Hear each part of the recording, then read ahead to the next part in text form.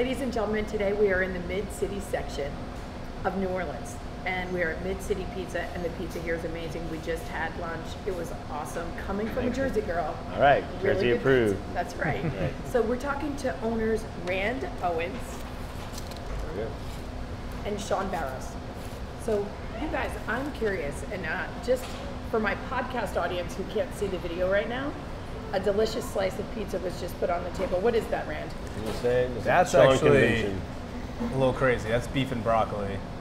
A little Asian style today. Ginger garlic gravy,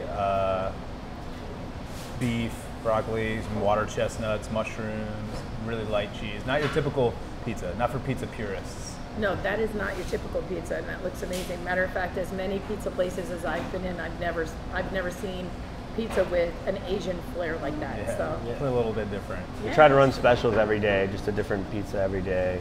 Don't really have any structure to it, just whatever we're feeling. Very come cool. up with it on the spot. So this restaurant, making pizza, having this restaurant, is obviously a passion for you guys, because you don't get into the restaurant business and it not be a passion of yours. I'm curious about how it started for you. So Rand, let's start with you. How did this start? It used to be called Lazzaro's, and we were located actually right over there in that building. He was the general manager. He actually hired me as a delivery driver. And just a nice little hangout, small kitchen, fun conversations. And we were connected to Bank Street Bar, so we were selling slices out there. He went on tour for about like a couple 6 months or something like that, so I ended up being manager. And on tour for what, Sean? Playing music at the time. Which instrument, just out of curiosity? I play guitar and sing. Okay, cool. Not so much anymore, focusing on the pizza these days. Right. So go ahead, what happened? And so I became manager. The owner at the time, his lease was coming up, and he really wasn't, I guess, involved in as much as he used to be involved in it.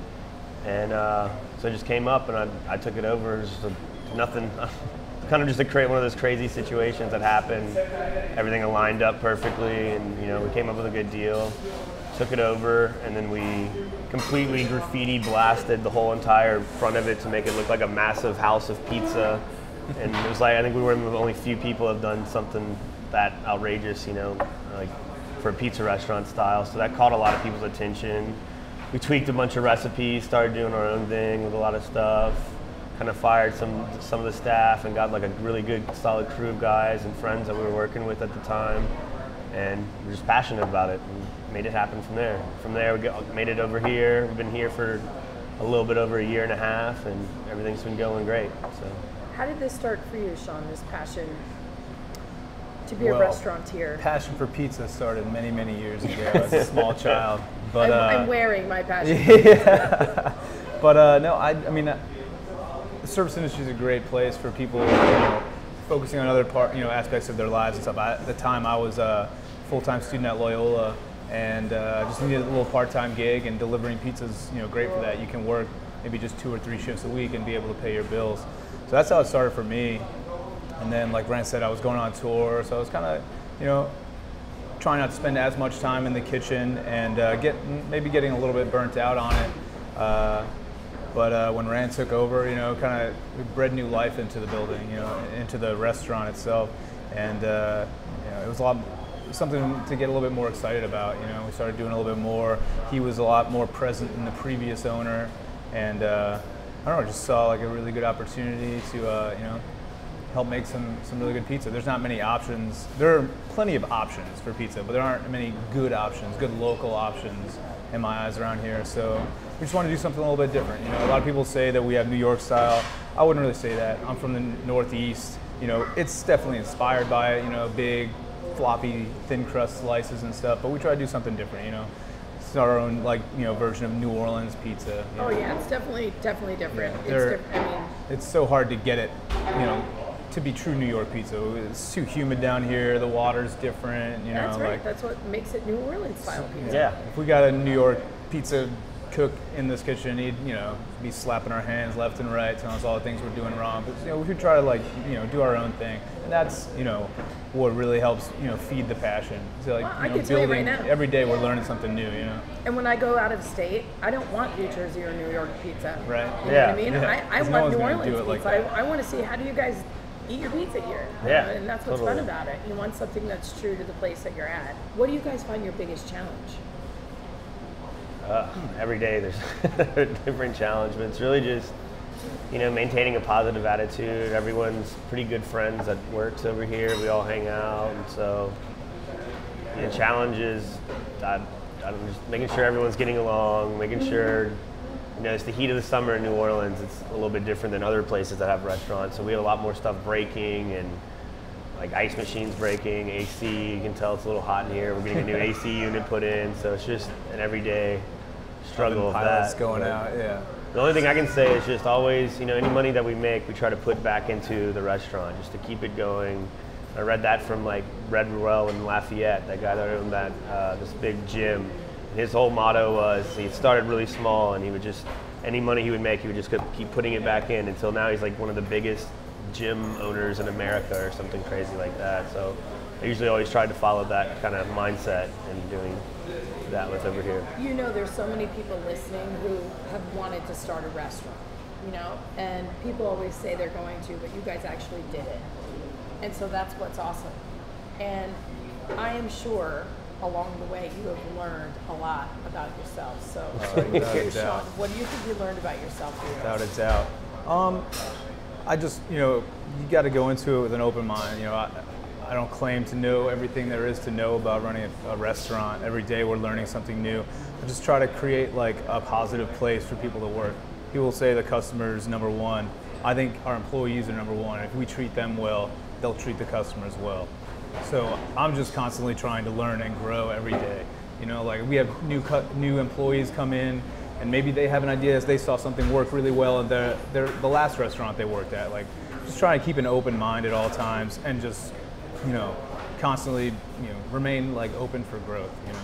Just I always feel just always talking to someone, cross-pollinating ideas, figuring out what works, what doesn't, and just having a lot of people saying like, I don't know, that this wouldn't work out or something like that. That was a big drive of being like, this is going to work out, and we're going to make it a lot different than any other pizza restaurant that's in the city, or at least try to. And we still have like a little goofiness about the whole restaurant and all that stuff, and we try to keep it fun and always positive. So. Well, and that's when you walk in a place, like you could feel it's. Yeah. You don't take it too seriously. You want them to have an experience in the dining room and with the menu, and just that it is lighthearted, because you should come in and feel some of that. Yeah, and I personally like restaurants where I don't, you're sitting down and you have a big group of people, you're eating, drinking, you just go order your food up, and you're not really having too much interaction with like a waiter keeps coming up asking you, like you can just get your water yourself if you need to do that or something like that. And that's something that I always liked in restaurants, so kind of want to incorporate that in the way we do stuff over here. Do you know that's something I've never seen? Really? Yeah, and I've eaten in a lot of restaurants. I've never seen where you could just walk up and get your own, like in a restaurant like this, and just kind of do your thing. So, what kind of advice would you give those people who want to take that step but just haven't yet for whatever their reason is? I just say take it, because if you're not going to take that step, you're going to end up doing something you might not even really want to end up doing. You could get fired from that job, so you might as well take a risk in something you really love to do. And if you fail at that, you're still failing at it either way. But if you do have that chance of making it a success, it's a success, and you're going to be doing what you love. And so that's what I feel like a lot of people get caught up in, is like taking the safer, maybe not as happy route of doing something, than kind of taking a big chance and leap and doing something that they would actually really love to do. Sean? I'd say definitely take the leap, and not to bust out a rhyme, but be prepared not to sleep. You're married to the business. Don't be afraid to put all of yourself into it, because it's going to take a lot, especially at first. It's definitely, it can be a daunting task. It can be something it's a little scary sometimes, but if you're there and you're putting everything you have into it, it's going to go well. How do you guys feel when you walk into this restaurant knowing that it's yours? Like, how does that feel every time you walk in? It's a great feeling.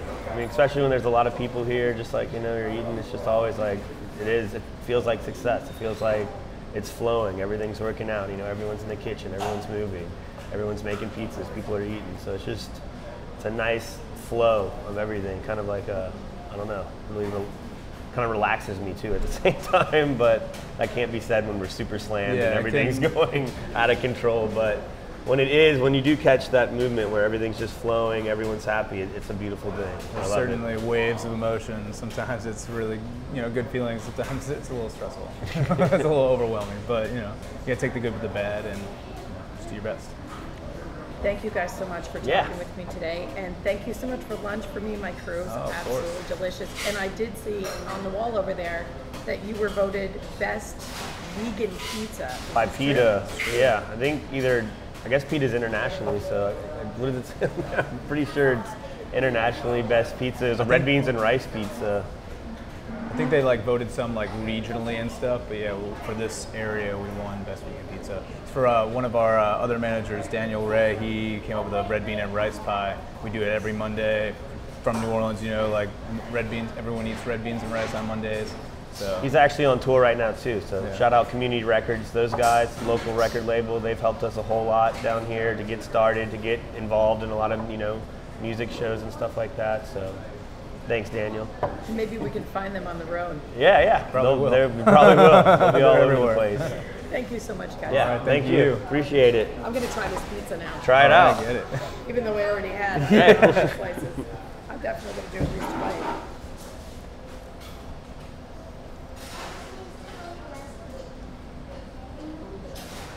Crazy?